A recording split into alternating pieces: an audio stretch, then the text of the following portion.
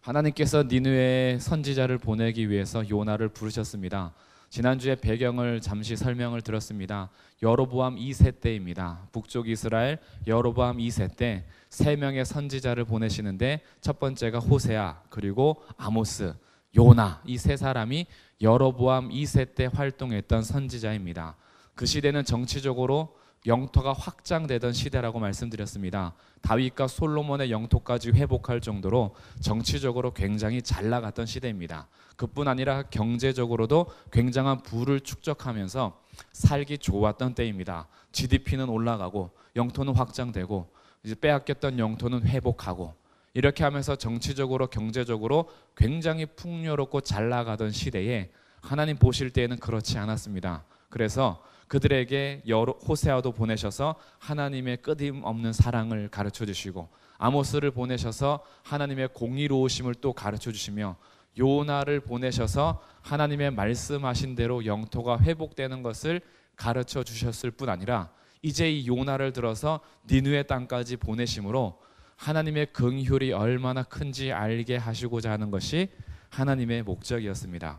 그런데 하나님을 너무나 잘 알았던 요나가 하나님의 긍휼하심이 자기 민족에게 닥치는 것, 자기 민족에게 긍휼을 베풀어 주시는 것은 좋았으나 자신들을 치고 압박하는 니느웨에게 은혜를 베푸시는 것은 견딜 수가 없었습니다. 왜냐하면 그들이 회복이 되면 하나님께서 아수르를 들어서 자기 민족을 칠 것을 뻔히 알았기 때문에 요나가 자기 민족적 사랑과 그리고 선민 사상의 극심한 열심을 가지고 하나님의 행하심을 미리 예측하여 너무나 잘 알고 있다 보니 나는 못하겠다 하고 도망가기 시작했습니다.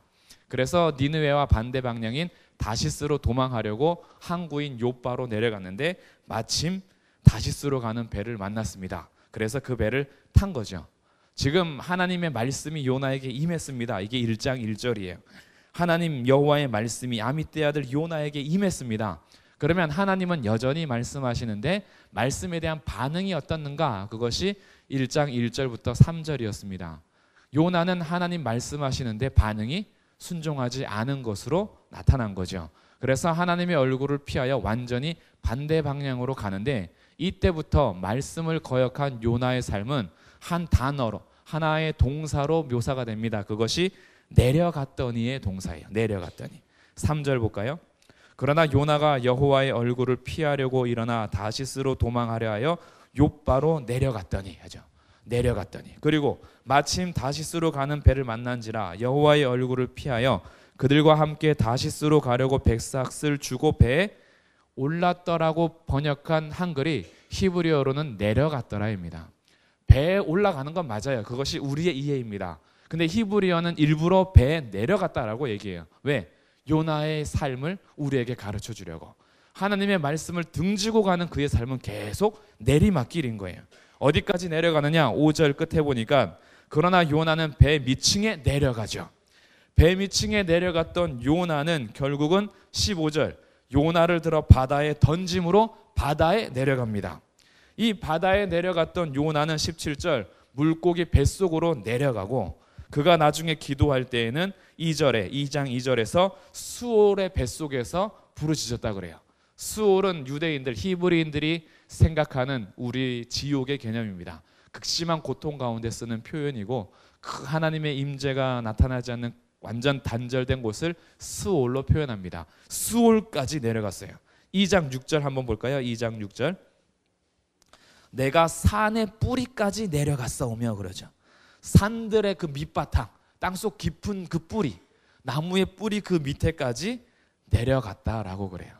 이 단어, 이 동사를 계속 기록함으로 인하여서 말씀을 등지고 가는 요나의 삶이 이렇게 내리막길의 인생이라는 것을 보여주고 있습니다.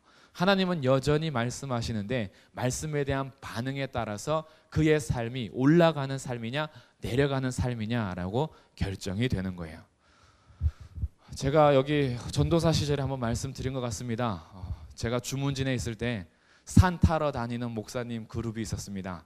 그래서 청년들 데리고 다니면서 산을 정복하는 거예요. 산을 정복하면 정상에서 기도합니다. 그래서 속초의 설악산을 점령하기 위해서 그 산악 기도의 팀이 저희 주문진에 들렸습니다. 하룻밤을 묵고 속초 설악산을 점령하기 위함이죠. 그때 제가 19살 때입니다. 수능을 막 준비하며 고등학교 3학년 시절 갈등하고 있을 때 산악 대장 목사님께서 저에게 가르쳐 주신 것, 손가락 이렇게 펴는 거 기억나시나요 혹시? 기억이 안 나셔도 괜찮고 나셔도 괜찮고 손을 딱 보여주시면서 이렇게 저에게 가르쳐 주셨습니다. 여기가 산 정상이다. 그 산 정상인데 지금 내가 올라가고 있는지 내려가고 있는지 말해봐라 했습니다. 그래서 손을 가지고 자 지금 어떻게 하지? 올라가죠. 지금은 내려가죠. 이렇게 올라가죠. 손가락 참 못생겼죠. 이렇게 내려가죠. 그래서 올라갔다 내려갔다 올라갔다 내려갔다라고 하는데 아니라는 거예요. 다시 잘 생각해 보라는 거예요. 여기가 정상입니다. 산 정상. 산으로 올라갈 때는 계속 올라가지 않잖아요. 올라가다 보면은 평지가 있고 잠시 내리막길이 있고 올라가는 길이 있습니다. 그것을 묘사해 주는 거예요. 올라갑니다. 내려갑니다. 올라갑니다. 도무지 뭘 저한테 요구하는지 모르겠는 거예요. 계속 강조했습니다. 여긴 정상이다. 정상으로 가는 모든 길은 올라가는 길이야. 잘 봐. 올라간다. 올라간다. 올라간다. 올라간다. 맞죠? 정상으로 향하는 길은요. 그 길이 내리막길일지라도 정상을 향해서 올라가는 중인 거예요. 그러면서 그분이 저에게 가르쳐 주신 것이 뭐냐? 우리의 삶의 목적이 예수 그리스도라면 그 인생이 내리막길일지라도 그것은 올라간다라는 거예요. 근데 반대입니다. 하산할 때는 정상에서부터 내려와요. 근데 이 올라가는 것 같으나 이것도 사실은 내려오는 거예요. 또 내려가는 거고 내려가는 거고 내려가는 겁니다. 예수님을 등지는 삶은 인생에서 오르막길 같으나 사실은 내려가는 거다 그래요. 19살 때 그게 가슴에 확 맺혔습니다. 그리고 오늘 요나 말씀을 준비하면서 다시 생각났어요. 이거구나. 말씀을 등지는 삶은 그것이 올라가는 것처럼 보이더라도 그것은 내리막길 인생이다. 그러나 말씀 따라가는 인생은 인생 속에서 내리막길 같으나 그것은 올라가는 삶이다라는 거죠. 요나는 지금 자신의 생각에 너무 잘한 겁니다. 니느웨로 갔다가 하나님 말씀 선포하면 니느웨 백성들이 회개하여서 이스라엘 민족을 칠 도구가 됩니다. 그러니 절대 갈 수 없죠. 하나님이 워낙 은혜로우시니까. 그 은혜로우심이 나한테 해당될 때는 감사와 찬양인데 그 은혜로우심이 적군한테 베풀어질 때에는 화가 나는 거예요. 그래서 4장 2절에서 외치잖아요. 아이고 하나님 은혜로우시죠. 너그러우시죠. 자비 많으시죠. 네 하나님 대단하십니다. 그냥 원수에게도 다 자비 베푸셔서 다 살리시죠 라고 화가 나서 따지는 기도가 4장 2절인 거예요. 그만큼 요나가 굉장히 하나님을 바르게 알았다라는 거예요. 그러나 그것 때문에 하나님의 긍휼을 베푸시는 것이 싫어서 도망가는 인생이 되자 그의 인생은 내리막길이 된 겁니다. 그러면서 이 요나서 1장을 지배하고 있는 또 하나의 접속사가 있어요. 그것이 그러나 접속사입니다. 그러나 3절 볼까요? 하나님께서 말씀하셨는데 3절 그러나 요나가 불순종합니다. 그런데 4절에서도 사실 빠져 있어요. 히브리어에서는 그러나 접속사가 있습니다. 요나는 그러나 불순종했는데 하나님께서는 그러나 그를 포기하지 않습니다. 이것이 지금 여기를 붙잡고 있어요.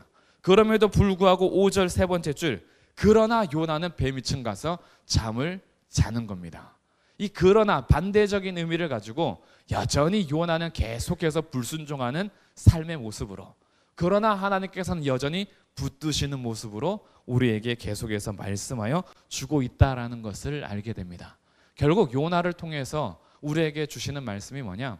여로보암 2세 시대에 아모스 8장 11절 그 시대에 보냈던 아모스를 통해서 하시는 말씀이 있습니다. 주 여호와의 말씀이다. 너희가 양식이 없어서 주림이 아니요 물이 없어 가람이 아니라 여호와의 말씀을 듣지 못한 기갈이다 합니다.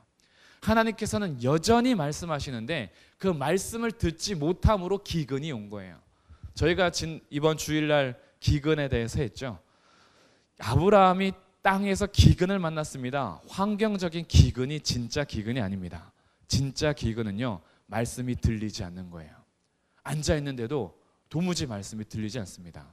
그러다 보면 말씀을 거부하게 됩니다. 그리고 말씀이 싫어요. 이게 진짜 기근입니다. 우리 환경적으로 어려운 것은 사실 기근이 아니에요. 오히려 그 땅의 기근을 통해서 하나님을 더욱더 알게 하신다면 긍휼이요 풍요로움입니다. 근데 우리가 아무리 풍성해도요, 하나님의 말씀을 등지고 살면 그게 진짜 기근이라는 거예요. 이것이 요나 선지자가 살았던 시대의 배경입니다. 정말 잘 살았습니다. 그런데 하나님의 말씀을 듣지 않는 기근이 그 땅을 찾아온 거죠. 그리고 요나를 통해서 그 시대를 대변해 주고 있는 거예요. 내가 여전히 말하는데도 그러나 요나는 말씀을 듣지 않지 않냐. 이것이 이스라엘아 너희들의 모습이다라고 알려주는 겁니다. 우리는 어떤가요? 우리는 요즘에 기근의 상태에 있습니까? 아니면 풍요의 상태에 있습니까? 하나님의 말씀을 듣고 즐거워하시는 풍요로움의 상태에 있으십니까? 아니면 여전히 주의 말씀이 들리지 않고 듣지 못하는 기근의 상태에 있으십니까? 저는 우리 신성교회가 정말 환경적으로는 좀 어려워도 말씀이 들리는 풍요의 상태에 있기를 간절히 바라봅니다. 그래서 우리가 버텨나갈 힘은 그것밖에 없는 거예요. 환경은 여전히 꼬꾸라지고 계속 우리를 답답하게 하고 둘러싸는데 우리 안에 말씀이 있는 거예요.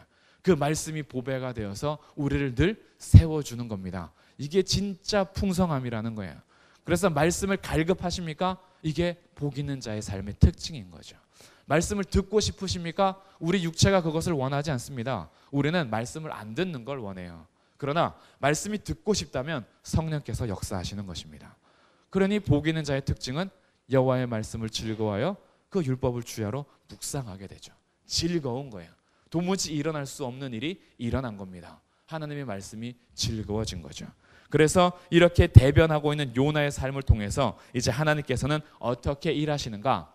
요나는 니느웨 백성들이 구원받는 것이 싫었는데 오히려 이방인은 이 요나를 구하기 위해서 애쓰는 모습이 7절부터 이제 그려집니다. 7절. 그들이 서로 이르되 자 우리가 제비를 뽑아 이 재앙이 누구로 말미암아 우리에게 임하였나 알아보자 하고 곧 제비를 뽑으니 제비가 요나에게 뽑힌지라.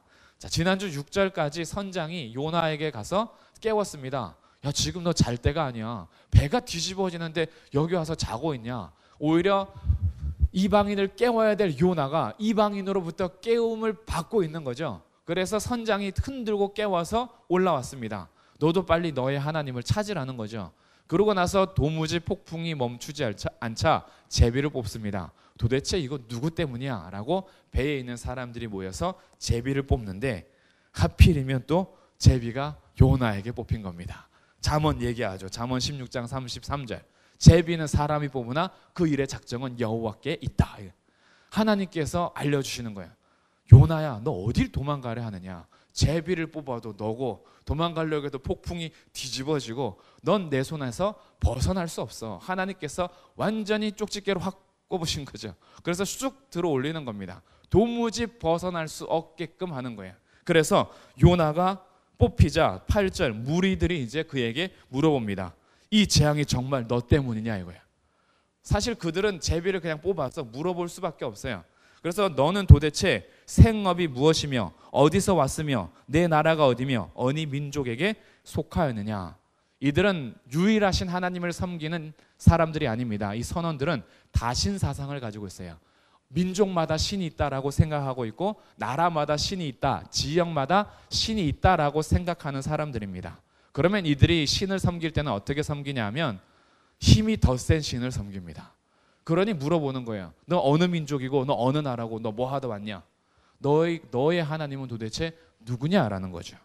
그랬더니 9절에 그가 대답합니다. 그가 대답하되 나는 히브리 사람이다 그래요.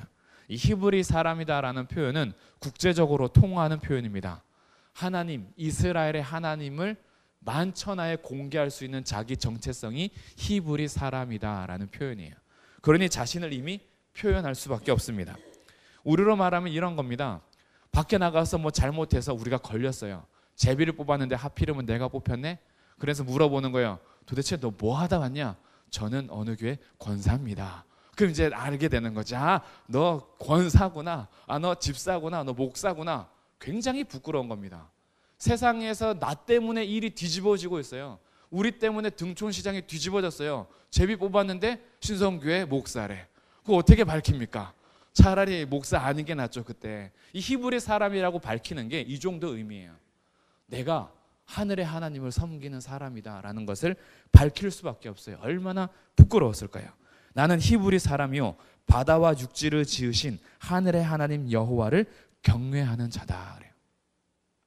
내가 이 천지를 창조하시고 지금도 하늘에서 전능한 손길로 만물을 붙드시는 하늘의 하나님을 경외하는 자야라고 밝혀줍니다. 그러면서 그들에게 무언가를 얘기하는데 그것이 10절에서 짧게 설명하고 있죠. 10절 말씀 같이 읽어보겠습니다. 시작.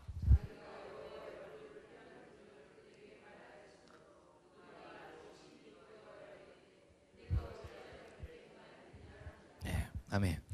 자기가 여호와의 얼굴을 피함인 줄을 그들에게 말했어요. 이것이 자기 죄를 자백하는 장면입니다. 지금 사실 이렇게 바다가 뒤집어지는 건 내가 하나님을 피해가는 하나님께 대한 나의 죄 때문이다. 이거 사실 고백하기 힘든 장면이에요. 그러나 우리가 성도가 그리스도인이 자기의 죄를 자백할 때 놀라운 일이 발생합니다. 우리가 시장 한가운데에서 왜 우리 시장이 뒤집어졌느냐? 나 때문입니다. 내가 하나님을 섬기는데 제가 하나님의 얼굴을 피하고 하나님의 말씀을 불순종했더니 하나님께서 목동을 뒤집어 버리셨습니다. 이렇게 자기의 죄를 고백할 때 용기도 필요하지만 이 장면 통해서 나타나는 일이 있습니다. 도대체 너가 섬기는 하나님은 어떤 분이길래 두려워하는 거예요. 이게 뒤의 반응인 거예요. 내가 여호와의 얼굴을 피했더니 이렇게 뒤집어 버리시네. 무리가 알고 심히 두려워합니다. 아니 도대체 내가 어찌하여 그렇게 하였느냐 그래요. 말 좀 잘 듣지. 이방인으로부터 지금 책망을 받고 있어요. 좀 말 잘 듣지. 하나님의 백성이면 평소에 기도 좀 하지. 이런 소리 혹시 듣지 않습니까? 무슨 일이 있을 때 좀 기도 좀 해. 예수님 안 믿는 사람이 우리한테 와서 너 새벽에 나간다며 새벽 가서 무슨 기도를 하는 거야. 기도 좀 해. 이게요 하나님께서 이방인 통해서 우리에게 하시는 메시지예요. 우리가 그들에게 복음을 전하면서 빛을 나타내지 않으면 오히려 어둠에 있는 자들이 빛을 향하여서 너 왜 빛을 발하지 않냐라고 책망합니다. 너가 어찌하여 그렇게 행하였느냐. 이거 하나님께서 지금 요나에게 하시는 메시지를 오히려 이방인 선원들을 통해서 요나에게 듣게 하시는 거예요. 도대체 너가 어찌하여 선지자 네가 하나의 하나님을 경외한다라고 하면서 왜 그의 얼굴을 피하여 불순종하는 자리에 있었느냐라고 따져 묻는 거예요. 참 부끄러운 일입니다. 근데 오늘날 한번 보십시오. 교회가 빛의 역할을 감당하나요? 못하죠. 오히려 교회가 세상에서 욕먹고 있지 않습니까? 오히려 세상에서 도덕적으로 윤리적으로 더 선한 일을 하면서 교회를 향하여서 교회는 도대체 뭐하냐라고 외칩니다. 한동안 지하철 타고 다니면서 전도할 때의 일이에요. 전도를 이제 하는데 어느 날은 모든 뉴스가 다 교회 부패, 교회 타락, 목사 부패, 장로 부패 이 기사가 한꺼번에 막 터질 때가 있었어요. 가서 복음을 전해야 되는데 지하철에 딱 서서 신문을 보고 있는데 신문이 다 교회 타락, 목사 타락 이런 기사들을 다 보고 있는데 복음을 전하려니 이거 참 답답한 거예요. 그래서 그때 서가지고 제가 할 수 있는 일은 복음을 전하는 게 아니라 지하철에 서서 이렇게 얘기했습니다. 제가 예수님 믿는 사람인데 본이 되지 못해서 죄송합니다. 지하철에서 고개를 숙였습니다. 제가 더 바르게 살아야 되는데 복음을 가진 저희들이 오히려 더 바르게 살지 못합니다. 용서해 주십시오. 복음을 못 전하겠는 거예요. 복음을 갖고 있는 교회가 세상에서 빛을 발하는 게 아니라 오히려 더 어두운 가운데 있으니까 그 상태에서 어떻게 복음을 전하냐 답답한 거죠. 그 안에서 할 수 있는 일은 그리고 빨리 도망가는 일이었어요. 문 열리자마자 얼른 내려서 다른 데로 갔죠. 할 수가 없는 겁니다. 오늘날 교회 어떤가요? 우리들의 삶이 어떤가요? 우리 교회인 나는 거룩한 성도로서의 삶을 살아가고 계십니까? 정말 구별된 자로서 말이 구별되어 있나요? 하나님께서 나를 구별한 자로서 나의 성품이나 행동이 구별되어 있습니까? 그 말과 행동이 구별되지 않으면서 우리 입에서는 복음이 나가면 듣는 사람들은 그래요. 성경도 알지 못하고 예수님도 알지 못하는 그들이 우리의 말과 행실을 보면서 네가 믿는 예수라면 난 안 믿고 말겠다 이래요. 속으로. 그렇게 살 바에 그렇게 뻔하게 밖에서 여전히 죄짓고 있으면서 기도하러 가서 회개하면 용서해 준다는 그 하나님 싫다는 거예요. 이게 우리의 정말 큰 책임입니다. 오히려 밖에서 요나를 향하여서 너가 어찌하여 이렇게 행하였느냐라는 책망이 오늘날 우리들이 듣고 있는 책망입니다. 정말 우리 회개해야 됩니다. 내가 하나님을 경외하는 것 거짓 아니잖아요. 하나님을 정말 믿지 않습니까? 진심으로 하나님 사랑하고 진심으로 경외하는데 우리의 삶이 그 경외하는 자로서의 삶이 나타나질 않는 거예요. 그래서 우리가 책망을 받습니다. 그래서 우리들은 더 주님을 경외하는 자로서의 삶을 갖고 가야 합니다. 그래서 우리들을 통하여서 빛이 전해져야 돼요. 주님께서는 어둠 가운데 교회를 들어 세우셔서 빛이 되게 하셨습니다. 그 빛을 말 아래에 둬서 감추게 하지 않으시고 산 위에 둬서 동네가 볼 수 있도록 하신 거예요. 이것이 교회입니다. 세상에서 사람들이 빛을 찾아 헤매는 것은요, 교회에서 빛이 꺼져가고 있기 때문에 그래요. 그러면 복음이 사라졌느냐? 그렇지 않잖아요. 여전히 복음은 복음대로 있는데 복음을 믿는 성도들이 복음대로 살지 않아서입니다. 그것이 교회의 어둠인 거죠. 우리가 요나를 통해서 다시 한번 나의 삶을 봐야 합니다. 무리가 우리에게 얘기하는 거예요. 네가 어찌하여 그렇게 행하였느냐. 그러면서 죄를 자백하는 그 삶의 11절, 바다는 점점 더 흉흉해집니다. 점점 더 심각해지는 거죠. 그랬더니 무리가 물어봅니다. 우리가 너를 어떻게 하여야 바다가 우리를 위하여 잔잔하겠느냐. 요나는 한마디밖에 할 수 없어요. 나를 던지시오. 나 때문에 바다가 뒤집어지니 나만 없어지면 잔잔해질 겁니다. 알고 있어요. 하나님께서 지금 이 바다를 흔들고 계신다라는 걸 알고 있는 거죠. 그래서 자신을 던지라는 거예요. 그러면 요나는 지금 니느웨 백성들을 살리기 싫어서 도망가는 중이잖아요. 그럼 이 백성들, 이 이방인 선원들은 자신들이 살기 위해서 취해야 될 행동이 뭐예요? 요나를 던지는 거죠. 그런데 또 접속사 하나가 등장하잖아요. 13절, 그러나죠. 그러나 요나는 하나님의 말씀이 임했는데 그러나 순종하지 않았으나 이 이방인 선원들은 요나를 던지면 사는데 그러나 그들이 요나를 던지지 않아요. 뭘 보여주는 거냐 하면 교회의 부끄러운 모습을 보여주는 겁니다. 교회가 하나님의 빛을 발해야 되는데 오히려 이방인들에게서 은혜와 긍휼이 나타나고 있는 거예요. 오히려 요나 선지자에게서 하나님의 은혜와 긍휼이 흘러가서 이방인들이 사는 도구가 되어야 되는데 이방인들이 이 선지자 살리겠다라고 던지면 될 것을 안 던집니다. 힘써 싸우는 거예요. 13절입니다. 그러나 그 사람들이 힘써 노를 저어 배를 육지로 돌리고자 합니다. 그러나 그게 됩니까? 안 되죠. 바다가 그들을 향하여 점점 더 흉흉함으로 능히 못한지라. 하나님께서 가만 안 두시죠. 요나 저거 던져야 되거든요. 요나 콕 집었습니다. 이거 돌아올 때까지 하나님께서 멈추지 않는 겁니다. 그랬더니 14절 같이 읽습니다. 신비한 한 단어를 찾으면서 한번 읽어보세요. 14절 시작. 무리가 여호와께 부르짖어 이르되 여호와여 구하고 구하오니 이 사람의 생명 때문에 우리를 멸망시키지 마옵소서. 무죄한 피를 우리에게 돌리지 마옵소서. 주 여호와께서는 주의 뜻대로 행하심이니이다 하고. 아멘. 여기서 나타나는 특징이 뭔가요? 무리가 지금 누구를 찾죠? 여호와를 찾죠. 이렇게 변한 거예요. 분명히 이 5절 보세요. 1장 5절. 사공들이 두려워하여 각각 자기의 신을 불렀습니다. 그런데 요나 선지자의 죄를 자복하는 시간을 통해서 하늘의 하나님이 이렇게 한다라는 것을 알았어요. 이들이 이것 때문에 여호와를 두려워하는 마음이 생깁니다. 그리고 이제는 자신들의 신을 부르는 게 아니라 무리가 여호와께 부르짖습니다. 그리고 여호와여 구하고 구하오니 14절 맨 끝에 주 여호와께서는 주의 뜻대로 행하십니다. 하나님을 이렇게 찾는 거예요. 여호와라는 이름을 불러가면서 그들이 주님 앞에 납작 엎드린 겁니다.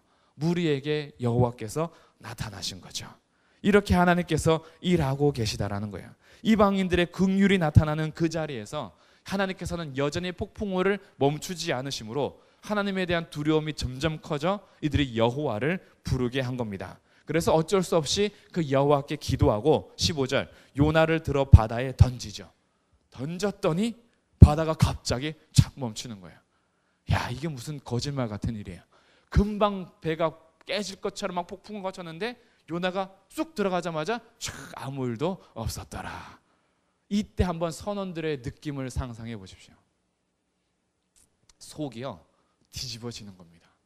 이건 견딜 수가 없어요. 지금 폭풍우 볼 때도 두려웠는데 요나를 던지자마자 잠잠해질 때 이거 견디면 강심장입니다. 견딜 수가 없어요. 도대체 말이 안 되잖아요.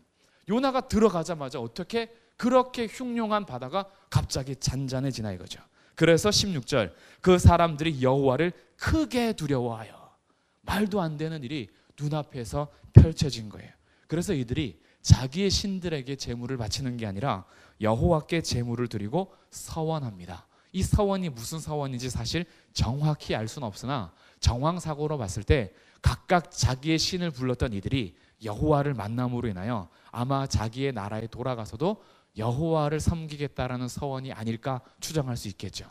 이들이 이 바다에서 여호와를 만난 겁니다. 두려움 가운데, 폭풍 가운데 주님을 만난 거죠. 그 요나의 입장에서는 어떻게 보면 조금 억울할 수 있습니다. 우리가 죄가 발견됐을 때 억울해하는 것처럼 우리 사람들이요 참 악합니다. 죄가 발견이 되면요, 죄 지은 것에 대해서 회개하는 게 아니라 죄 진 게 걸린 게 억울해요. 안 걸렸으면 되는데 걸린 거죠. 밖에서 잘못했을 때도 그렇지 않습니까? 내가 잘못한 게 회개가 되는 게 아니라 걸린 게 억울한 거예요. 그래서 가장 심각한 죄는 걸렸더라의 죄입니다. 안 걸렸으면 되는데 걸린 거예요. 근데 어떡합니까? 하나님은 다 하시는데 하나님께는 안 걸릴 수가 없어요. 그럼 이제 우리는 억울하죠. 세상은 여전히 약한데 선원들에게는 긍휼을 베푸시는 하나님이 왜 요나는 콕 집어서 꼭 바다까지 던지셔야 하는가? 좀 억울할 수 있어요. 세상 사람들이 죄질 때는 좀 놔두시는데 내가 죄를 지면 도대체 가만히 놔두질 않으셔. 조금만 잘못해도 아프게 하신다던가, 조금만 잘못해도 양심의 가책이 견딜 수 없게 하신다던가, 도대체 이 마음이 답답하여 견딜 수 없게 하십니다. 근데 주변을 돌아보면 나보다 더 심각한 죄를 짓고 있는데도 평안하게 잘 살아요. 근데 나는 저들보다 더 작은 죄를 졌는데도 평안이 없어요. 막 답답합니다. 그래서 괜히 하나님 믿은 것 같아, 이런 생각이 들 때가 있어요. 오늘 괜히 말씀 들었다. 이 말씀만 안 들었으면 묻어갈 수 있는 죄가 말씀 앞에 설 때 훅 드러나요. 너는 혹시 요나처럼 행하는 거 없냐? 그래서 막 가슴을 찌르는 거예요. 차라리 수요예배 오지를 말았을 걸. 안 왔으면 안 들었을 텐데 이거 나 때문에 목동이 뒤집어지는 것 같고, 나 때문에 나라가 뒤집어지는 것 같고, 뉴스 사건 볼 때마다 저거 나 때문에 그런 것 같고 막 답답한 거죠. 그럼 뭐가 은혜인가요? 죄를 짐에도 안 걸리고 지나가는 게 은혜일까요? 죄질 때마다 걸려서 계속 맞는 것이 은혜일까요? 하나님께서는요, 성경을 통해서 우리에게 가르쳐 주시는 것이 있는데 반드시 행위대로 심판하신다 그래요. 근데 이 불신자들을 세상에서 놔두시는 것 같죠? 그러나 주님 결국의 심판의 날에 하나님께서는 그들의 행위대로 분명히 물으시고 심판하실 겁니다. 하나님께서는요, 자기의 백성이 아닌 자들이 죄질 때는 내버려 두세요. 너 돈 많이 벌어서 죄 짓네? 그래, 돈 계속 벌어라.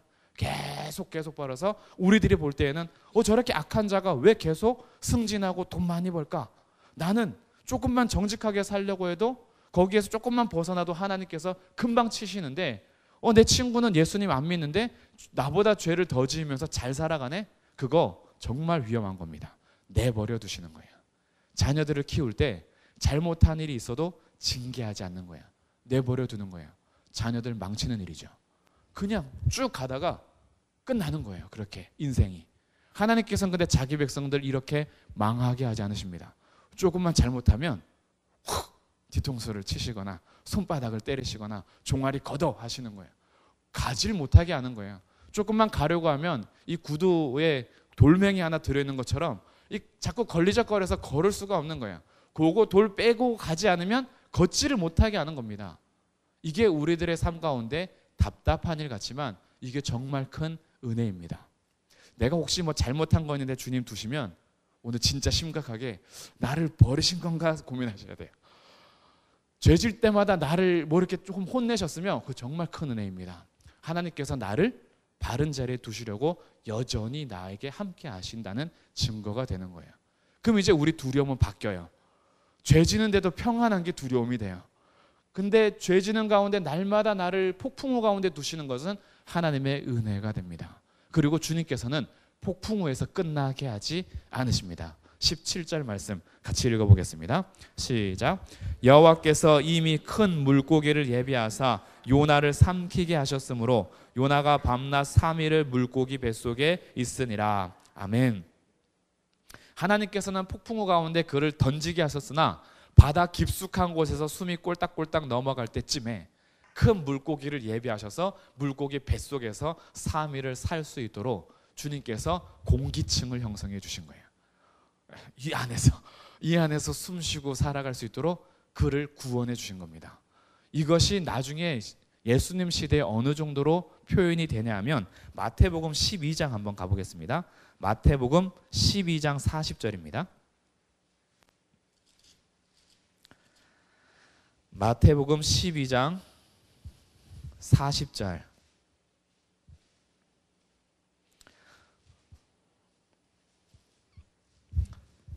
같이 읽어보겠습니다. 시작. 요나가 밤낮 사흘 동안 큰 물고기 뱃속에 있었던 것 같이 인자도 밤낮 사흘 동안 땅속에 있으리라. 아멘. 서기관과 바리새인 사람들 중에 몇 사람이 선생님 우리에게 표적 보여주십시오 라고 구했습니다. 왜냐하면 유대인들에게 참 선지자는 표적을 일으키는 자로 통했기 때문에 당신이 진짜 선지자라면 우리에게 표적을 보여주십시오 라고 그래요. 그때 39절에 예수님께서 대답하시죠. 악하고 음란한 세대가 표적을 구하나 선지자 요나의 표적밖에는 보일 표적이 없다. 그 물고기 뱃속에 있었던 3일이 무엇을 예표하는 거였냐면 예수님께서 땅속에 사흘 동안 있다가 다시 부활하시는 장면을 예표하고 있는 사건이라는 것을 알게 돼요. 그러면서 이 사건을 통하여서 41절에 이렇게 이어가십니다. 심판 때에 니느웨 사람들이 일어나 이 세대 사람을 정죄하리니 이는 그들이 요나의 전도를 듣고 회개하였음이거니와 요나보다 더 큰 이가 여기 있으며. 니느웨 사람들은 요나가 단 하루 그냥 반절 다니면서 전했던 그 선포를 듣고 회개했습니다. 이방인들이. 근데 지금은 요나보다 더 큰 예수님이 오셔서 회개를 전파하는데도 백성이 듣질 않아요. 요나보다 더 큰 이가 여기 있는데 그러니 내가 너희에게 보일 표적이 요나의 표적 외에 무엇이 있겠느냐라고 책망하시는 장면까지 이어지는 것이 물고기 뱃속에 있는 3일 동안 있었다라는 요나의 사건입니다. 그래서 이제 우린 다시 요나 1장 17절에서 하나님께서 예비하신 이 물고기가 단순히 요나만 살릴 뿐 아니라 요나의 메시지를 통해서 예수님의 십자가 사건까지도 보여주고 있다라는 것을 알게 되는 거예요. 주님께서 이렇게 구원하신다라는 것은 십자가를 통하여서 주님께서는 이방 민족까지도 자기 백성으로 삼으시겠다라는 표적을 보여주신 겁니다. 요나가 이것을 거부했던 거예요. 이방인들을 향한 긍휼을 그가 거부하는 겁니다. 하나님께서 우리 구원하시는 것을 요나가 싫어하는 거예요. 왜 한국 사람을 구하십니까? 이스라엘 민족의 하나님이 라고 우리들에게 복음이 전파되는 것을 싫어했던 겁니다. 아수르 그 시대에 복음이 전하는 것을 스스로 불순종한 거죠. 그러나 하나님께서는 그를 그대로 포기하지 않으시고 요나를 건지셨을 뿐 아니라 요나를 건지신 하나님께서는 그를 콕 집어서 니느웨에 두심으로 니느웨 백성들도 포기하지 않고 긍휼을 베푸신다라는 것을 알게 됩니다. 이것이 1장에서 보여주는 요나와 이방인의 대조를 통해서 보여주는 하나님의 긍휼을 나타내는 것입니다. 주님께서는 이렇게 일하십니다. 오늘도 주의 성도들을 가만히 두지 않으실 겁니다. 우리가 죄질 때 버려두지 않으실 겁니다. 우리가 주님 앞에 설 때마다 함께 하신 하나님께서는 잘못된 길을 가면 떼치해서라도 주님의 길을 걷게 하십니다. 이것이 은혜라는 사실을 기억하십시오.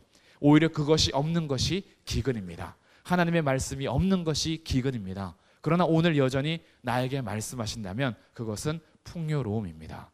그래서 하나님의 말씀을 듣고 그러나 요나가 순종하지 않은 것처럼 행하지 않고 주님 말씀하실 때 그래서 우리가 순종했다라는 삶이 있을 때 우리에게서 밤낮 사흘 동안 땅속에 있으시다가 부활하신 십자가의 능력이 나타나게 될 것입니다.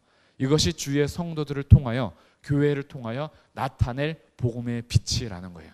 그래서 우리가 전하는 복음을 통하여서 이방인들이 돌아오기를 원하시는 것, 이것이 하나님의 긍휼하심입니다.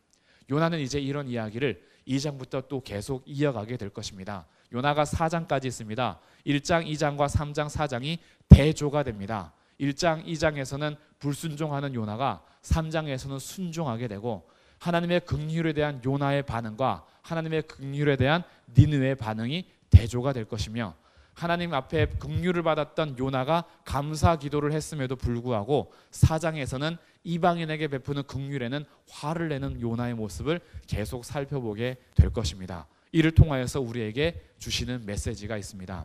하나님께서 우리에게 긍휼을 베푸신 것 감사하시죠? 그래서 주님 앞에 은혜를 받은 자로서 날마다 감격하시죠? 주님께서는 이 은혜와 긍휼이 흘러가기를 원하십니다. 근데 나에게 베풀어 준 은혜는 너무나 감사하면서 다른 사람들에게는 은혜가 흘러가지 않도록 차단하고 있는 것, 이게 오늘 우리 요나의 모습이라는 거예요. 주님께서는 그 영혼, 그 교회를 가만두지 않으실 겁니다. 싫어서가 아니라 그 교회를 사랑하시면 흔드실 거예요. 그래서 그가 자기의 자리를 지킬 수 있도록 하실 겁니다. 여기에서 주님께서 말씀하시는 것이 있다면 순종하는 반응이 있어야 합니다. 그러면 순종하는 그를 통하여서 하나님께서 십자가 능력을 나타내 보이실 겁니다. 오늘 수요예배 가운데 요나의 말씀을 함께 들은 우리들이 바로 이 요나의 자리에서 떠나 정말 순종하는 삶의 자리에 있음으로 인하여 우리를 통하여 신성교회, 그리고 내가 있는 삶의 자리에서 십자가 복음의 능력이 나타나는 복된 삶 되시기를 주님의 이름으로 축복합니다. 우리 같이 말씀 생각하면서 같이 기도하기를 원합니다. 한 두 가지 기도 제목으로 기도할 텐데요. 나는 구원받은 자로서 하나님과의 관계가 과연 바르게 유지되고 있는가? 이것은 하나님의 말씀에 순종하고 있는가라는 질문입니다. 구원받은 자로서 내가 하나님과 바른 관계를 유지하고 있는가? 그렇지 않다면 나를 포기하시지 않는 하나님 앞에 오늘 다시 회개하시고 순종의 삶을 살기 위해서 다시 결단하며 기도하시길 바라고요. 두 번째, 나는 구원받은 자로서 이웃을 사랑하고 있는가? 나를 통해서 구원의 은혜와 그 긍휼이 흘러가고 있는가라고 보시면서 우리를 통해서 하나님의 사랑이 흘러가기 위해서 이 두 가지 기도 제목으로 같이 기도하겠습니다.